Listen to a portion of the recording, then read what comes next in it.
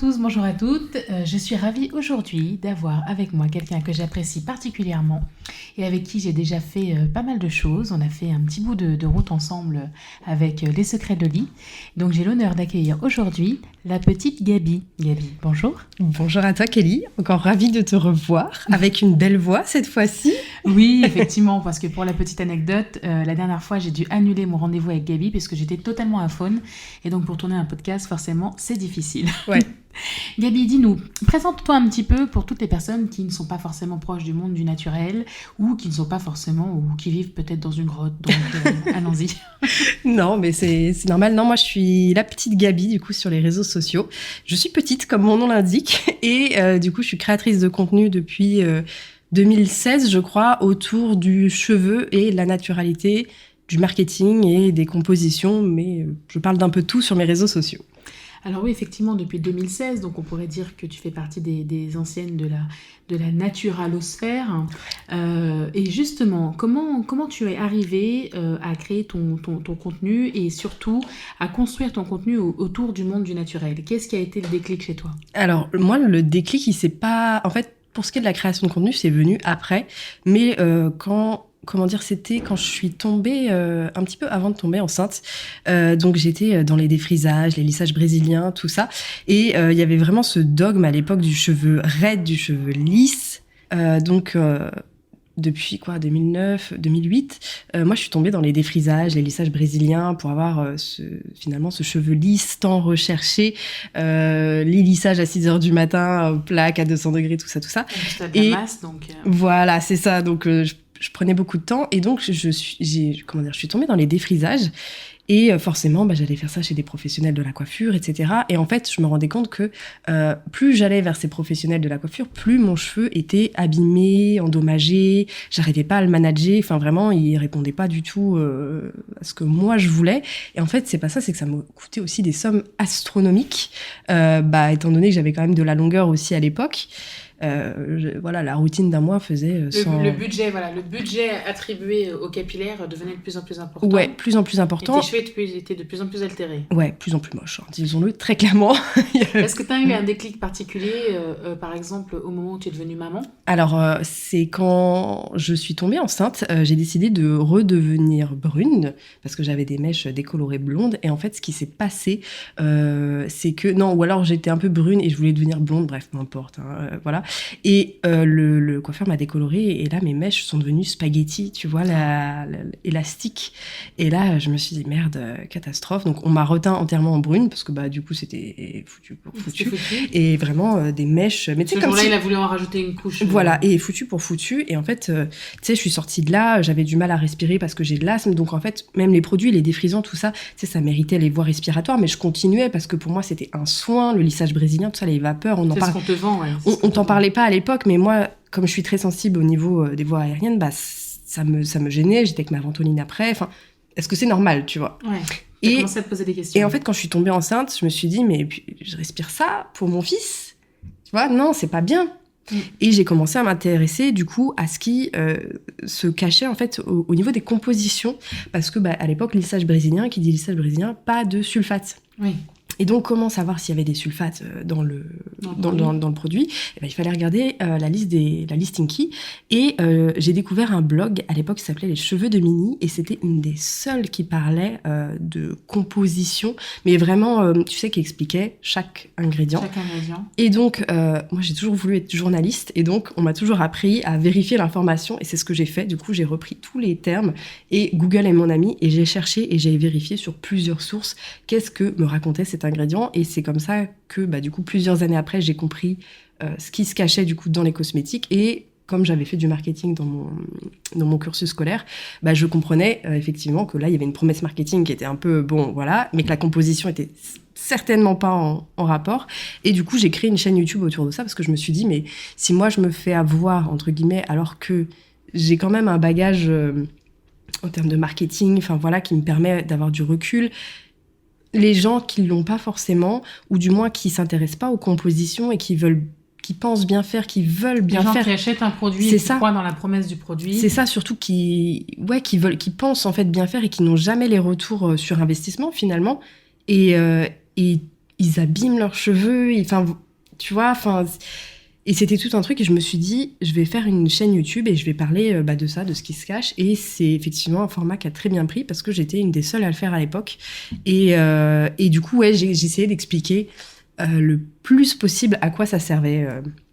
À quoi servait chaque ingrédient, mais c'est vrai qu'au début je suis tombée un peu dans ce côté un petit peu extrême, faut le dire, de l'ayatollah de la cosmétique naturelle. Ouais, et forcément quand tu découvres le truc, je trouve que tu passes un peu... On est surexcité au début, donc on va toujours dans les extrêmes. C'est ça, ouais, et je suis partie un peu trop dans les extrêmes, et surtout, j'étais persuadée, que j'avais des cheveux texturés, mais... Comment te dire ?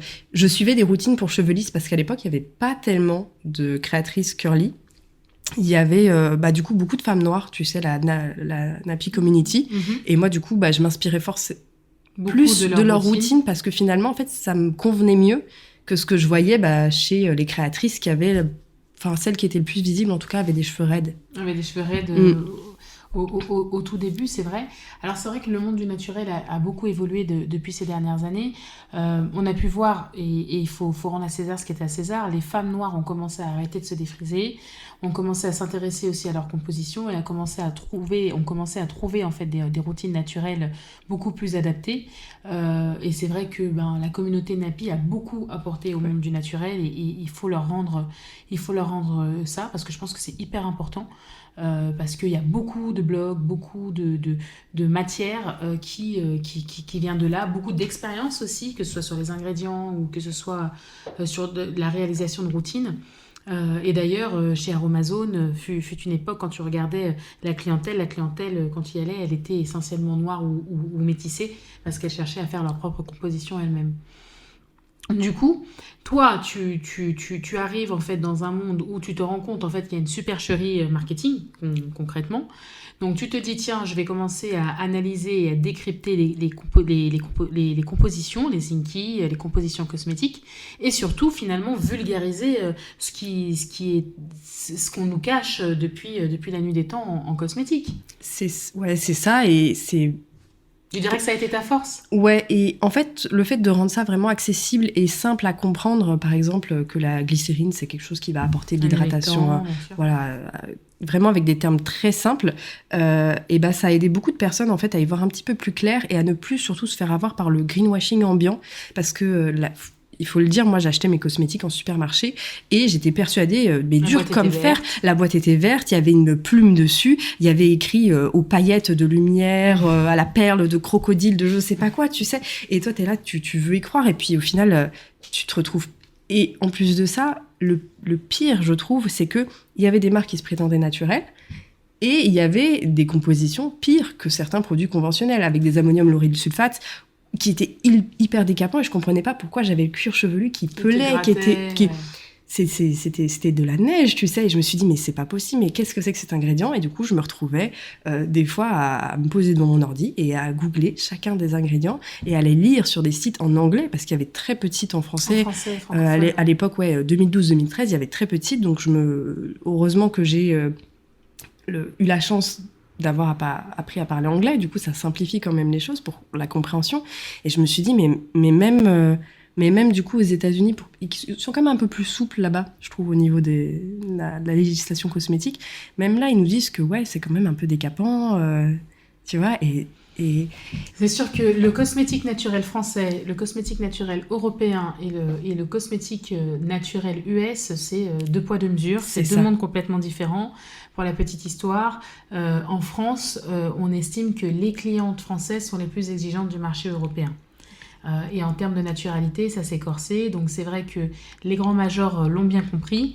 Et au début, c'était purement marketing. Leur changement était purement marketing. Et puis au bout d'un moment, ils n'ont pas eu le choix de se plier en se disant on va un petit peu alléger tout ça et essayer de répondre à la demande qui est de plus en plus croissante. On peut voir cette évolution. Et justement, est-ce que tu penses que tu as participé à cette évolution, à cet éveil des consciences ? Parce que quand on regarde, au début, tu as commencé sur YouTube, et puis finalement, là aussi, tu as une grosse communauté Instagram. Donc, est-ce que tu dirais que tu as su évoluer avec la communauté ? Parce que j'imagine que YouTube, c'est beaucoup plus didactique et pédagogique. Et ce que j'aime bien, c'est voir la bifurcation que tu as réussi à faire par rapport à Instagram, à rendre le contenu plus léger et plus digeste. Ouais. Parce que quand on doit se poser devant une vidéo de Gabi, il faut avoir 30 ou 45 minutes devant soi, quand même, faut le dire. Ouais, en tout cas, j'essaye pour rendre ça un petit peu plus accessible et surtout un petit peu plus fun. Et il faut dire que je suis un petit peu moins, voilà, entre guillemets, extrémiste par rapport au début. J'ai un petit peu lâché du lest sur certains points, notamment certains ingrédients en funny stinky. Quand tu sais qu'ils Mais là, sont... la question, elle va piquer. Est-ce que tu penses que justement, c'est quelque chose qui a fini par t'être reproché justement par d'autres? Est-ce que tu penses qu'il y a une sorte de clivage dans la communauté naturelle qui fait que tu te retrouves avec blanc ou noir et qu'il n'y a pas de zone grise au milieu? Exactement. C'est tout ou rien. Et en fait, ça manque de nuances. Vraiment, ça manque de nuances. Et du coup, ça empêche à tout le monde d'avancer, on est d'accord? Exactement. Et puis, au-delà de ça, on n'a pas toutes les mêmes problématiques. Moi, je vois, on m'a toujours... tu sais, quand j'allais chez les coiffeurs, avant, on me disait, j'ai le cheveu crépus. Non, j'ai pas le cheveu crépus. J'ai le cheveu naturellement mousseux. Et c'est pas grave, tu vois. Et c'est OK. Et on peut le sublimer, tu vois ce que je veux dire. Mais, donc, forcément, tu vois, il y avait tous ces termes aujourd'hui aussi que j'essaie de dénoncer, d'essayer d'arrêter, surtout de faire comprendre aussi aux coiffeurs. Encore là, récemment, j'entends un coiffeur dire « Ouais, cette dame a le cheveu crépus alors qu'elle a le cheveu à peine ondulé. » Et tu sais, juste avec quelques petits frisottis. Il y a une négativité autour des mots, il y a le poids des mots, et il faut savoir bien les placer et surtout arrêter d'apporter une négativité autour de certains mots. Et essayer aussi au maximum d'apprendre avec légèreté et surtout... effectivement, il y a les cheveux crépus qui ont certaines problématiques. Il y a les cheveux frisés, il y a les cheveux bouclés, il y a les cheveux ondulés. Et on n'a pas toutes les mêmes problématiques et on n'a pas toutes forcément besoin des mêmes ingrédients. Par exemple, un cheveu ondulé qui s'en mêle pas trop, pour le démêler, un petit après-shampoing sans quartz, les fameux quartz. Ça passe. Les ammonium quaternaire, ça passe. Vous allez pouvoir le démêler. Moi, mon cheveu, même s'il n'est pas très resserré... Mais il est épais. Il est épais, dense, et en plus, il fait beaucoup de nœuds qui se finissent, tu sais, en bourres, des grosses bourres comme les chiens, vraiment. C'est impossible à démêler ça sans quartz. Ou alors, il faut que je passe le plus clair de mon temps tressé, parce que sinon, surtout avec ma longueur, c'est pas manageable au quotidien. C'est fatigant, c'est épuisant. Et du coup, le fait, comme ça, que j'ai fait, entre guillemets, machine arrière sur certains ingrédients... oui, ça m'a été reproché parce que du coup, j'étais plus aussi naturelle qu'avant, j'étais plus aussi parfaite. Tu vois, il y a ça aussi. Et tu te dis, mais en fait, avant, je vidais mon pot d'après-shampoing sans quartz. Donc, j'utilisais encore plus de matières premières. De packaging. Exactement, de plastique. Alors que quand j'utilise un après-shampoing avec quartz, alors oui, j'en utilise beaucoup parce que forcément beaucoup de cheveux, je gagne du temps, je ne m'arrache plus les cheveux, je fais pas un mental breakdown à chaque fois que je suis dans ma douche, et j'utilise moins de produits et moins d'eau, moins de plastique, enfin plein de choses comme ça. Pour toi, tu trouves qu'il y a un équivalent et une balance à trouver? Il y a une balance à trouver et forcément, en fonction de ta texture de cheveux, il y a des produits qui seront plus adaptés que d'autres. Et c'est ça, en fait, c'est cette nuance que j'essaie d'apporter au maximum. Et c'est dire que si vous faites sans quartz, c'est super pour vous. Mais moi, je galère. Mais tu dirais pas justement que... Enfin, moi, c'est quelque chose que j'ai observé avec le temps. C'est-à-dire qu'au début, comme tu dis, les gens sont surexcités, etc., etc. Mais tu dirais pas que les gens sortent d'un carcan pour essayer de se mettre dans un autre? Oui.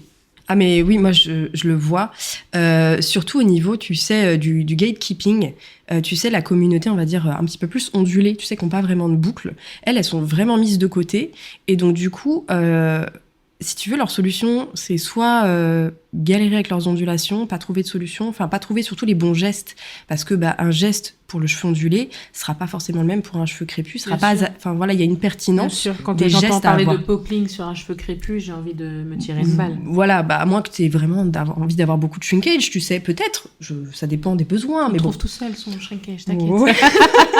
Voilà, mais c'est vrai qu'il y a une pertinence des gestes et la communauté un peu, tu sais, voilà, le cheveu un peu ondulé, qui a besoin de légèreté, tu sais, il faut pas de produits trop riches. Et en fait, c'est soit elle galère, elle trouve pas trop d'infos, soit elle se tourne vers les lissages brésiliens. Oui, tu penses qu'il y a une partie des gens, en fait, tu penses qu'il y a un milieu avec un culte de la boucle, et ça, je le répète souvent, il y a un culte de la boucle, comme il y a un culte du lissage. Donc c'est un culte de la définition, un nouveau carcan finalement qui la a boucle commencé parfaite. à s'imposer, la boucle parfaite. Ouais. J'ai pu observer ça et c'est pour ça que j'ai voulu casser les codes un petit peu, notamment avec la dernière gamme qu'on a sortie qui travaille plus sur le volume que sur la définition. Parce que en fait, je me rendais compte que je voulais pas participer à cette mascarade en disant à une fille à cheveux crépus, retrouve ta boucle naturelle, alors qu'en vrai, elle aura jamais un cheveu de type 3, B ou C, alors qu'elle a un type de cheveux 4. Il faut arrêter, sauf si bien sûr artificiellement tu crées de la boucle. Oui. C'est un cheveu qui est magnifique et c'est surtout un cheveu que j'envie parce qu'il prend toutes les formes. Il peut à la fois être raide, à la fois si tu décides de faire des finger curls, tu fais des finger curls, du palm rolling, tu peux avoir des locks, tu peux faire plein de choses à froid sur ce type de cheveux, alors que sur un cheveu ondulé, essayer de faire tenir des grosses boucles, tu vas galérer sans spray fixateur ou lac. Ouais, voilà. Après, il y a plein de méthodes, par exemple, pour avoir des cheveux, entre guillemets, un petit peu plus bouclés, notamment, tu sais, tout ce qui est flexi-rod, tout ça. Ouais. Mais un flexi-rod, faut dormir avec. La cloche chauffante. Voilà, la cloche chauffante, mais ce que je veux dire, on part sur toute une armada de choses pour essayer d'avoir un résultat qui tient. Mais du coup, tu as commencé par les cheveux. Et ce que je peux observer, c'est que tu as une grosse communauté qui te suit aussi pour la peau et qui commence à te suivre pour plus le lifestyle, la famille, les animaux, etc. Est-ce que tu dirais que le monde du naturel t'a changé la vie ? Complètement. En fait, ce qui est fou, c'est qu'à la base, quand je suis repartie vers le naturel, il y avait aussi ce truc esthétique parce que mes cheveux étaient morts de chez mort, cramés, élastiques. Et moi, je voulais retrouver, tu sais, je voyais les filles aux cheveux raides, tu sais, très très longs. Et moi, je voulais ça, tu vois. La longueur. La longueur. Bon, j'ai toujours aimé avoir les cheveux longs, mais vraiment, je voulais ça. Et en fait, ça m'a transformée parce que j'ai appris plein de choses en termes de cosmétiques, en termes de formulation. Et au-delà de ça, ça m'a remis en question aussi sur ma perception de la beauté. Par exemple, aujourd'hui, je suis venue avec mes cheveux naturellement mousseux, naturellement brossés. Et je les trouve très beaux comme ça. Et tu vois, je peux m'amuser avec mon cheveu. Je peux l'avoir ondulé, bouclé, avec des boucles encore plus resserrées ou carrément, tu vois, tout mousseux comme aujourd'hui. Et je me suis remise en question sur toutes les normes de beauté que j'avais, entre guillemets... Et participer aussi à transmettre à d'autres, non, finalement. Sur les débuts de ton parcours, le fait que tu recherchais un certain type de boucle au début, etc., ça fait que toi-même, malgré toi, tu as transmis ce genre de choses à d'autres. Et c'est ce que tu essaies de corriger, finalement. Ouais, voilà, de par ton ouverture d'esprit. C'est ça. En fait, il y a plein de textures différentes. C'est pas grave même d'avoir plusieurs textures sur sa tête. Moi, je sais que j'ai des abonnés qui m'écrivent « Ouais, mais pourquoi là, c'est très bouclé à l'arrière et pourquoi au-dessus, c'est lisse ?» Et je lui dis « Mais... » Je lui envoie une photo de mes cheveux. Je lui dis « Mais regarde, tu sais là, moi aussi, c'est pareil que toi. C'est pas grave, tu vois. Tu peux t'amuser avec, tu peux faire plein de choses avec. Mais le plus important, en fait, c'est de les aimer tels qu'ils sont. » Et moi, justement, ça m'a permis, entre autres, d'aimer plein d'autres aspects de chez moi, notamment comme mon mono-sourcil. Et de comprendre que je pouvais choisir de vivre avec ou de pas vivre avec. Tu vois ce que je veux dire ? Enfin, de vivre bien avec. De vivre bien avec, tu vois, de l'assumer. Et quand j'ai pas envie, je l'enlève. Et mes cheveux, c'est pareil, tu vois, finalement, de pouvoir comprendre que je peux faire plein de choses avec mon apparence et jouer avec et entre guillemets... Et que ça te regarde que toi. Et ça regarde que moi. Et finalement, le regard des autres, même pour avoir un mono-sourcil qui est quand même une spécificité assez rare, dans la rue... Franchement, personne me court après avec une pince à épiler, tu vois. Donc du coup, pour toi, non seulement le monde du naturel t'a aidé, toi, en tant que personne, mais aussi, tu dirais que t'as gagné une ouverture d'esprit. Ouais. Ah oui, complètement. Ok. Et de l'autre côté, tu dirais que ça t'a aidé à t'accepter toi. Ouais. Et... Donc c'est de l'empowerment, en fait. Totalement. Puis... En fait, tu penses que t'aurais été quelqu'un de différent si t'étais pas tombée dans cette marmite ? Ah, complètement. Franchement, je pense que si j'étais pas Gaby. Si j'avais pas eu mon premier fils, je pense que je serais encore avec des lissages brésiliens et les cheveux cramés. Et les cheveux cramés et des pâtes et des pâtes petit-déj. Ouais, non, vraiment je pense que je serais restée dans ce dogme mais parce que le cheveu lisse, mine de rien, il est tellement idéalisé. Même les mots qu'on emploie pour qualifier les cheveux bouclés dans le monde professionnel, mais c'est Toi, tu dirais épuisant. Qu'il y a une discrimination capillaire ? Mais même moi, j'en ai vécu alors que j'avais un défrisage et mes cheveux étaient ondulés, ils étaient plus bouclés comme ils étaient avant. Et je me souviens, un chef, il m'a dit, mais retourne te coiffer. J'avais passé 1 heure à faire un wave-ière. Un wave-ière, tu vois. Donc quoi, les mots et comment dire ? et la méconnaissance peuvent vraiment frapper. Et en plus, à n'importe quel moment. Et attends, il faut quand même avoir du culot pour aller dire à quelqu'un d'aller se coiffer. Enfin, mais tu sais, j'étais la petite alternante, tu vois. Lui, c'était le chef de... Ouais, voilà, ouais. tu vois ce que je veux dire. Et ouais, Paternaliste en plus. Ah, de fou. Et tu sais, d'un seul coup, ça sort de nulle part. Et toi, t'es là, genre en mode... Ok, d'accord. Est-ce que tu dirais que porter tes cheveux naturels, et dans l'état que tu veux, les jours que tu veux, que c'est quand même une déclaration ou un acte fort, en fait, que tu dis, comme le mono-sourcil d'ailleurs, finalement. Mais complètement, enfin, même dans l'histoire notamment du cheveu crépus, avec plein d'actrices justement qui ont porté, d'actrices du mouvement en tout cas, effectivement, ouais, porter ses cheveux naturels et les assumer, entre guillemets, avec leurs imperfections, parce qu'il y a beaucoup de personnes qui me disent « Ouais, j'ai des frisottis, c'est la fin du monde. » Non.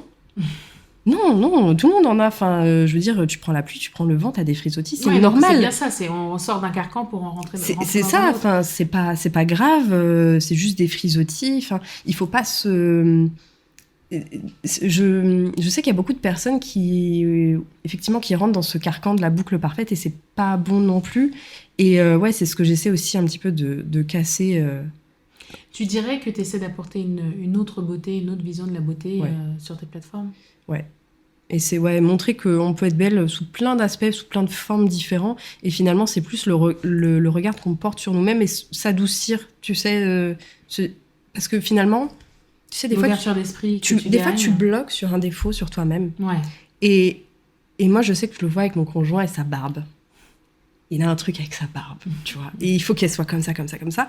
Et je lui dis, et il me dit, est-ce que c'est bien là ? Est-ce que c'est bien ? Et je le regarde et je lui fais, mais tu sais que tout le monde s'en fout, en fait. Tout le monde s'en fout, personne. Il n'y a que toi qui focalise dessus. Et je me dis, mais en fait, si ça se trouve, c'est pareil pour moi, tu vois, pour mes cheveux.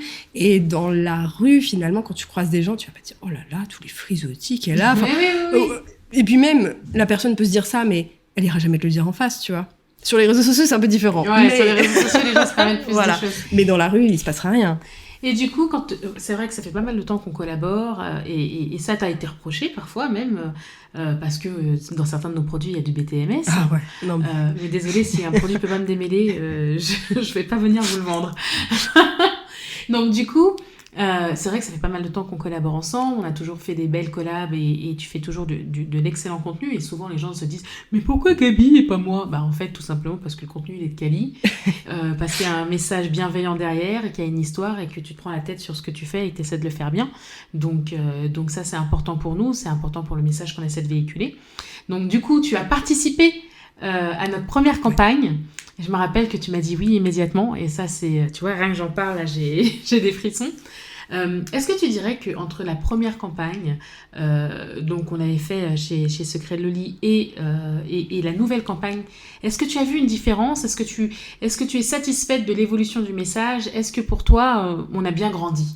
Ouais, alors moi, honnêtement, la deuxième campagne surpasse la première de très très loin. Elle est incroyable. Ouais, mais on l'avait fait avec les moyens du bord. Ouais, mais en fait, sur un coup de tête, en 3 semaines. Non, ouais, je sais, mais elle était très belle. Elle était très belle. Mais celle que t'as faite là. Je pense que ça a marqué juste tu sais, ça restera gravé. Ne serait-ce que de voir ça à la télé. De voir ça à la télé. Mais est-ce que tu te souviens de voir des boucles pas faites au fer à la télé. Voilà. Des boucles naturelles. Enfin, voilà. Est-ce que tu te souviens qu'on a tourné donc notre pub avec toi ? Il y avait Laurine, il y avait... Ouais. Et est-ce que tu te souviens de la puissance du truc ? C'est-à-dire tout le monde était connecté à 20h. Et les gens, ils nous taguaient de partout, quand ils étaient dans le métro, dès qu'ils voyaient la pub. Pourtant, la pub, elle est passée que 2 fois sur TF1. Non, mais tu sais que même maintenant, il reste... On t'en parle encore. Non, mais on m'en parle encore. Tu sais qu'il reste dans les affiches de métro, il y a des endroits où il restait des bribes de moi, tu sais. Alors... Et on m'envoyait des photos. Et tu te dis, mais attends, ça fait 1 an que le truc est fini, quoi. Pourquoi je... Alors, pour la petite histoire, on n'avait pas beaucoup de budget. On avait tout misé sur la télé, sur ces 2 spots à 20h. Et parce que pour moi, il était impossible de faire quelque chose caché. Et pour moi, c'était notre cause mérite, tu vois ce que je veux dire, mérite le maximum. On a le droit à l'une des plus grosses chaînes de France. On a le droit au créneau où il y a plus d'audimat. On n'a pas le truc, tu vois, entre 7h40, et encore, c'est une grosse heure, entre 5h30 du matin sur une chaîne de la TNT. Donc pour moi, On a tout misé là-dessus et sur la campagne dans le métro.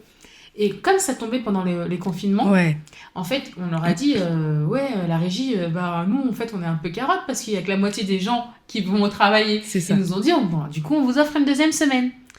Sauf que la deuxième semaine s'est transformée en 3e, 4e, 5e, 6e, 7e, parce que personne n'annonçait dans le métro à ce moment-là. Ouais. Et du coup, il y a beaucoup de nos affiches qui sont restées très longtemps. Et du coup, tout le monde pense qu'on est blindé d'argent. Alors que parfois, il faut un petit peu de chance. Et je pense que le karma nous a dit, allez, la cause est sympa, hein. Je vais vous donner un coup de pouce. Ouais, non, mais moi, je trouve ça incroyable des abonnés qui me disent, mais Gabi, t'es là encore, t'es là. Mais la nouvelle campagne, elle est... Nous, on nous a demandé où t'étais sur la deuxième campagne. Non, mais c'est pas grave. Non, mais on vous faites la tête. Vous faites la tête. Il y a un clash. Il se passe quelque chose. Non, il n'y a pas de clash. Il faut savoir. D'ailleurs, cette campagne-là, elle a été faite en sous-marin parce que le but, justement, c'était pas d'aller dire et de recevoir 200 000 messages. Tu te souviens ? J'ai aidé d'ailleurs. Voilà. Donc, à un moment, en plein mois d'août, je t'envoie un message. Je te dis, excuse-moi, Gabi, mais je cherche un modèle blond. Tu te souviens ? Rousse, blonde ou rousse. Je veux absolument un modèle blond ou rousse, s'il te plaît. Mais je peux pas aller afficher que je fais une nouvelle campagne parce que sinon, je vais être submergée et je vais jamais trouver. Et il me reste très peu de temps. Donc, Gabi, gentiment. J'avais mis une petite marque que je ne citerai pas. J'aurais besoin de profils. On a eu des beaux profils qui sont sortis, mais comme il fallait s'exprimer et que souvent c'était des novices, ça nous avait posé problème. On n'avait pas pu les prendre malheureusement. On se rend pas compte, mais c'est très difficile d'être à l'aise devant une caméra, devant un micro, d'avoir. Alors que tu fais du YouTube et de l'Instagram. Ouais, c'est toi qui le dis, imagine. C'est très difficile et pourtant ça fait des années que je fais de la photo. Donc si tu veux photo, vidéo, tout ça, voilà, c'est ma base entre guillemets de métier. C'est tellement difficile d'être à l'aise, c'est vraiment. Donc je comprends effectivement que ça soit pas simple pour tout le monde. Et même moi, des fois, avec le stress, tu bégayes, tu sais plus ce que tu voulais dire, tu perds tes idées à cause du stress, finalement. Bien sûr. Du coup, cette nouvelle campagne, My Hair, My Power, pour toi, est-ce qu'elle a résonné ? Est-ce que toi, ça a été quoi ta première réaction ? Moi, ma première réaction, c'était waouh. Et les pubs sont incroyables parce que t'as ce contraste avec les autres publicités, tu sais. Et d'un seul coup, t'as du silence, t'as les couleurs. Et en fait, ce que je trouve dingue, c'est que les cheveux ressortent. Enfin, la DA est incroyable. En fait, tu vois les cheveux, t'entends le message, tu comprends tout de suite qu'on parle de cheveux, même si on voit pas les produits, tu vois ce que je veux dire ? Bref, c'est très beau. Et oui, chaque message, je me reconnais un peu dans chaque message, et ça, peu importe la texture. T'as vu ça ? Peu importe, entre guillemets, le background, tu te reconnais un petit peu dans chaque message. Pour la petite histoire, c'est pas des scripts qui ont été écrits. C'est-à-dire que pendant les castings, on a enregistré, on en a parlé, on a posé des questions sur la vie, l'expérience, etc. Et on les a enregistrés. Ensuite, on a réécouté, et c'est ça qu'on a réenregistré, certaines phrases que ces femmes avaient partagées avec nous, mis à part bien sûr pour la petite Naya. Et du coup, c'est leurs mots. Mots. On ne leur a pas inventé un slogan publicitaire. Et c'est pour ça, je pense que le message il est encore plus fort, parce que c'est des mots que chacune ou chacun aurait pu dire. Ouais, exactement. Et c'est ça la force du concept de My Hair, My Power. Et on sent qu'il y a plein de personnalités, plein de vécus différents, et que finalement, parfois même, ça correspond tout simplement à des périodes de ta vie. Tu vois, moi, je peux me reconnaître, par exemple, dans le message de Rafaela. Ouais. Je pourrais m'y reconnaître maintenant. Ou, par exemple, je sais plus exactement, c'est peut-être Ava. Ava, c'est la rousse. Ouais, mais avant, elle avait du mal à... qu'elle prend de la place. Voilà, c'est ça. Laisse-les prendre de la place. C'est ça. Enfin, il y a plein de messages. Tu peux te reconnaître de toute façon dedans. Et ouais, la mise en beauté des cheveux, ouais, incroyable. C'est vrai. Le fait que ça ressorte comme ça. Ça ressort. La DA a été incroyable. On a fait venir quelqu'un de Los Angeles. Et c'est ça qui est incroyable. Quand il a entendu parler du projet, il a dit « Ok, j'arrive ». J'ai dit « Quoi ?» Ça, c'est trop bien, Il a travaillé pour Lancôme, il a travaillé pour des marques énormes. Et en fait, il a été touché par le message, alors que normalement, on voulait libérer la parole autour du cheveu. Et depuis, il y a des débats, il y a de plus en plus de personnes qui nous disent merci, mais surtout qui partagent leur histoire. Parce que le problème, finalement, c'est que toi, tu partages depuis X années. Ouais. Mais le problème, c'est qu'on va te dire, oui, mais toi, t'as les cheveux... Mais toi, t'as pas mes cheveux, tu vois. Ouais, ou alors, toi, t'as des beaux cheveux. Toi, t'as des beaux cheveux, mais j'ai pas toujours eu des beaux cheveux, tu vois. Et puis, c'est quoi, avoir des beaux cheveux, surtout ? Ouais. Mais par exemple, là, mes cheveux aujourd'hui, je monte ça à un coiffeur. C'est lissage brésilien tout de suite, ça. Ça, c'est pas possible, ça. C'est la catastrophe. Ça, c'est crépus, ça va pas. Ça faut laisser, sinon c'est pas valable, tu vois. C'est terrible. C'est terrible. Et il y en a encore plein aujourd'hui qui véhiculent ça. Si toi, aujourd'hui, tu voulais donner des tips à quelqu'un qui veut passer dans le naturel, déjà, qu'est-ce que tu lui dirais par rapport à toi ? Qu'est-ce que tu lui dirais pour se lancer, en fait, et aller dans cette aventure ? D'y aller... Piano. Ouais, exactement. D'y aller... De pas être trop exigeant. Ouais, de pas être trop exigeant. De trouver d'abord des produits qui conviennent, que ce soit en termes, je sais pas, de texture, de sensorialité ou de prix. Hein, parce que, par exemple, moi, avec ma tignasse, je ne peux... Enfin, voilà, il y a des soins, effectivement. Tu sais, quand tu vois 35 € les 50 ml... Non, c'est compliqué, quoi. Et puis, il faut vider la moitié du truc pour que ça fasse un effet. Ouais, bien sûr. Donc, voilà, d'y aller doucement, se poser les bonnes questions, par exemple. Le DIY, on en a parlé en début. Moi, je sais qu'au début, j'étais fan de DIY. Et en fait, je me suis rendu compte que j'ai énormément fait de surconsommation parce que je voyais des recettes, j'achetais des trucs et puis en fait, je les faisais jamais. Une fois. Ou c'était pas pertinent. Enfin, ça rendait pas... de fou. Voilà, de fou. Mis à part le lin. Voilà, à part les graines de lin, valeur sûre, et le sucre. Voilà, ça, c'est ma passion. Mettre du sucre dans des produits. Et se poser les bonnes questions et y aller petit à petit. Peut-être pas jeter tous ces produits d'un coup, parce que ça peut faire beaucoup, mais commencer par remplacer un shampoing, puis peut-être un après-shampoing. Mais surtout, en fait, ce qui est plus... Enfin, pas plus efficace, mais des fois, ce qui est plus visible tout de suite, c'est les gestes. Moi, c'est ce que je comprenais pas au début. Je dirais qu'il y a un impact d'abord sur le geste avant même le produit. Avant même le produit, parce qu'avant, quand tu regardes une toute première vidéo, j'avais pas encore compris que j'avais une certaine texture, je sais pas si tu vois ce que je veux dire, et les gestes étaient inadaptés. Les gestes n'étaient pas adaptés. Et le fait de trouver les bons gestes, ou le bon enchaînement de gestes, parce que des fois, tu peux faire un plopping à un moment T et un scrunching à un moment T, ça va pas du tout rendre pareil en fonction de ta texture, et trouver ce bon enchaînement de gestes, et là, ça peut faire clairement la différence, et plutôt se pencher finalement sur la technique au début, ce qui est le plus dur finalement à comprendre, hein. Parce que comment comprendre comment réagissent ses cheveux. Ses cheveux en fonction de comment tu décides de les sécher, comment tu décides de les coiffer. Exactement. C'est pour ça que tu es passé à la cloche notamment. Parce qu'en Bretagne, c'est compliqué l'humidité. Non, il fait pas humide en Bretagne. Non, pas du tout. Laisse ton grand-père tranquille. Non. Les crêpes, elles sautent, très bien. Non. Tu mens. Pas d'humidité en Bretagne. Mais et trouver en fait ce que tu as entre guillemets envie d'avoir ou des routines simples. Est-ce que tu dirais que après tout un détour, tout un parcours dans le monde du naturel, finalement t'es revenu à des choses plus simples. Ouais. Et la simplicité, ça a du bon. Ouais, voilà, exactement. La simplicité, ça a du bon. Un après-shampoing qui démêle bien, où t'as pas forcément besoin de faire un masque, un machin, un truc. Enfin, tu sais où. Donc pour toi, en fait, c'est un équilibre, c'est une balance entre finalement des produits que tu achètes. Ouais. Voilà, parce qu'on vit en 2023, j'allais dire 2000... J'ai perdu 3 ans, je crois.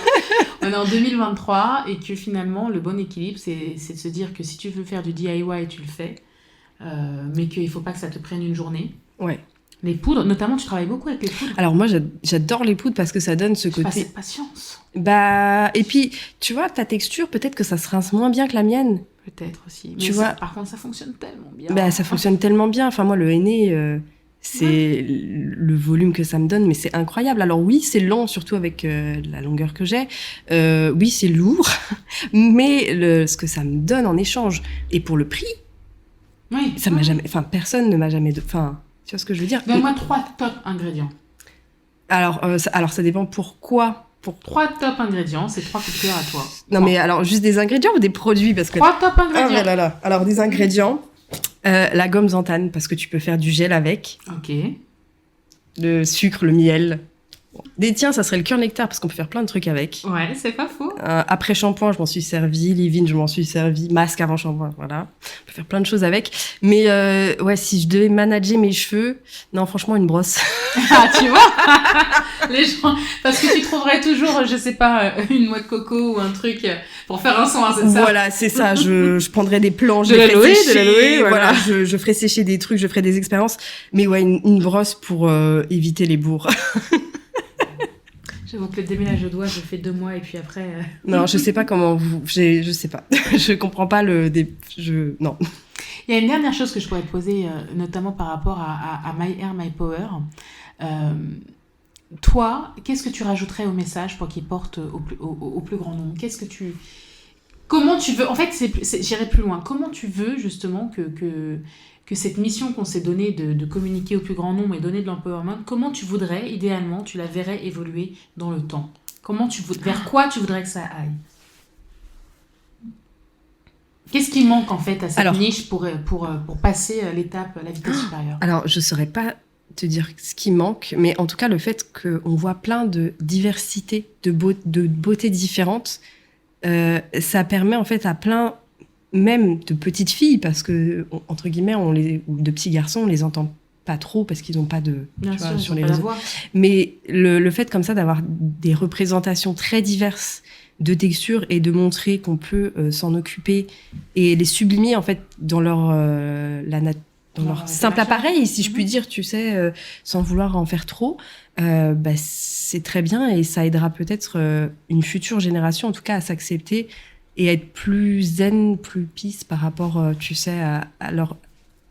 Tu penses qu'on grandirait différemment et donc les gens seraient plus self-confident? Ouais, Et donc finalement, c'est pas juste on est d'accord que My Hair, My Power, à la fois c'est pas juste des cheveux et à la fois c'est beaucoup plus puissant que ça, non? Ah mais totalement. Enfin, ça n'a jamais été que des cheveux de toute façon. Donc. Et je me dis, bon, je profite de mes cheveux tant qu'ils sont là, parce qu'ils seront peut-être plus là un jour, et le jour où ils seront plus là... avoir une alopécie ou... Ouais, voilà, tu vois, donc j'en profite. Ouais, c'est ça, j'en profite pendant qu'ils sont là, et quand ils seront plus là, ça sera pas grave, parce que j'en aurais profité, tu vois. Ouais, tu te dis, et c'est là où tu les remets à leur position de finalement... ça, ils font partie de moi, mais à la fois... Ouais, c'est ça, et puis le fait, entre guillemets, que maintenant... on a accès quand même à plein de choses. Tu sais, on peut acheter des perruques. Postiches, perruques. Et tu peux jouer comme ça avec ton apparence. Et finalement, même moi, avant... Tu veux une désacralisation capillaire. D'ailleurs, tu sais que dans la Bible, il y a un verset, où je sais plus exactement, hein, mais en gros, il y a une femme qui a les cheveux très longs qui suit les pieds du Christ avec... Pour te dire à quel point, tu vois, à quel point les cheveux sont sacrés. Même dans la Bible, tu vois. Alors, je connais pas tout exactement, mais oui, c'est très sacré en tout cas pour la femme. Et j'aimerais bien justement que ça le soit un petit peu moins, tu vois.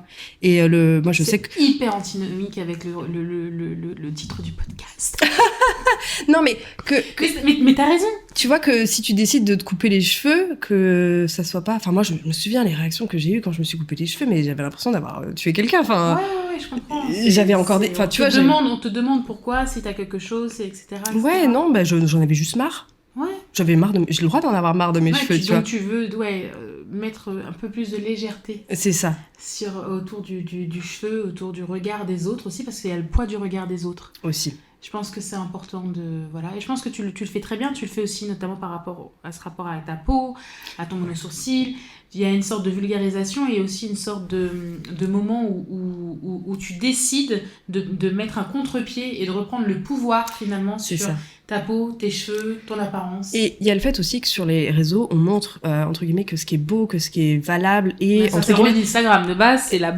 Mais tu sais mais tu sais que moi je l'ai propagé en étant photographe quand je faisais des retouches sur les modèles, je leur faisais de la peau parce qu'elles me le demandaient aussi, mais c'est ce qui était demandé de par entre guillemets l'environnement dans lequel on évoluait, de lisser la peau, de faire une peau de poupée, d'enlever toutes les petites fly, les petits frisottis, tout ça, et forcément s'il y avait un petit bourrelet, allez hop, un petit coup de fluidité. Photoshop, tu donnes des tips aussi sur Photoshop pour montrer la réalité des choses. Et tu vois, moi je l'ai véhiculé par le passé, aujourd'hui j'essaie de ne plus le faire parce que je me rends compte tu veux mettre les gens dans leur réalité. En fait, tout le monde a des pores, tout le monde a des cernes, plus ou moins de degrés. Tout le monde peut avoir de l'acné un jour ou l'autre. Il suffit que tu aies un petit problème hormonal et paf, ça te tombe dessus et t'avais rien demandé. Et en fait, la perfection, c'est pas un but en soi parce que, tu sais, il y a beaucoup de gens qui se disent, ouais, mais quand j'aurai les cheveux comme elle, je serai heureuse. Non. Non, parce que tu vas pleurer quand tu vas vouloir les démêler. Donc du coup, si tu devais citer 3 personnes que tu aimerais que j'invite derrière ce gros micro rose... Alors, Ni Naturel, mais bon, tu l'as déjà fait, la belle boucle. Et le trio, voilà. Le trio La Belle Boucle. Ouais, La Belle Boucle, Ni Naturel. Et après, moi, j'aimerais bien voir Charlie Danger, même si elle n'a pas énormément de texture. C'est une créatrice de contenu histoire, vulgarisation, histoire. Je vais aller regarder. Et sur, entre guillemets, peut-être un sujet sur l'histoire des cheveux bouclés. tu sais, de la perception des cheveux bouclés durant l'histoire sur les modes, parce qu'il y a eu des modes. Bien sûr. Le mono de sourcil était à la mode en Grèce antique, d'ailleurs. Hein. Elle se collait des petits poils de chèvre. Donc, peut-être un thème comme ça, je pense que ça serait intéressant de voir à quel point les modes existent. Bien sûr. Et qu'il ne faut pas les prendre trop à cœur, parce qu'en ce moment, que ce n'est qu'une mode. Parce que les curly, c'est à la mode, mais si ça se trouve... Ouais, c'est à la mode depuis quelques temps, mais ça a été un combat avant. Ouais, bien sûr, mais tu vois, c'est pas que les curly, c'est pas que les 3B et 3C, tu vois. Ouais, c'est sûr. tout le monde. Ok. Et ouais, peut-être un sujet comme ça. Bon, j'ai bien pris note.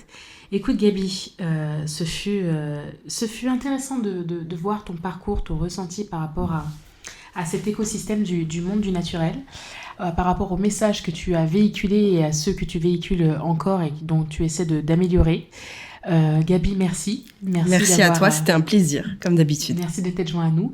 Et je vous retrouve très bientôt pour un nouvel épisode du podcast My Hair, My Power. À bientôt. Au revoir.